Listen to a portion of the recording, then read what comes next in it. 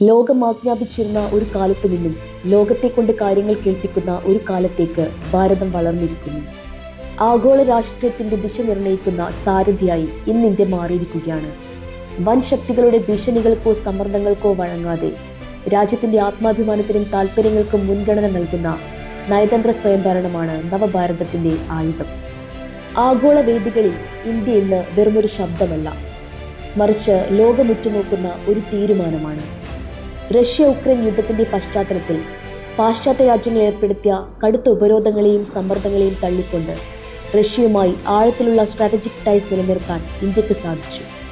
റഷ്യയിൽ നിന്ന് എണ്ണ വാങ്ങുന്നത് യുദ്ധത്തിന് പണം നൽകുന്നതിന് തുല്യമാണെന്ന അമേരിക്കൻ വാദത്തെ ഇന്ത്യ നയതന്ത്രപരമായി നേരിട്ടു.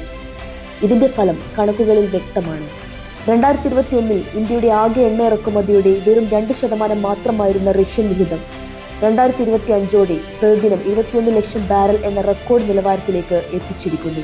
അമേരിക്കയുമായുള്ള പങ്കാളിത്തം നിലനിർത്തിക്കൊണ്ട് തന്നെ യൂറോപ്യൻ രാജ്യങ്ങളുമായി ബദൽ കരാറുകളിൽ ഏർപ്പെടാനും അതേസമയം റഷ്യയുമായുള്ള ബന്ധം കാത്തുസൂക്ഷിക്കാനും ഇന്ത്യക്ക് സാധിക്കുന്നത് ലോകം ഇന്നുവരെ കാണാത്ത തന്ത്രപരമായ മികവാണ്.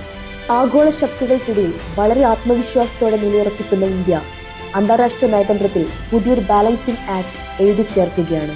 ആരെയും അമിതമായി ആശ്രയിക്കാതെ ആഗോളതലത്തിൽ സ്വന്തം സ്വാധീനമുറപ്പിക്കുന്ന ഒരു പുതിയ ഇന്ത്യയാണ് നാം ഇവിടെ കാണുന്നത്.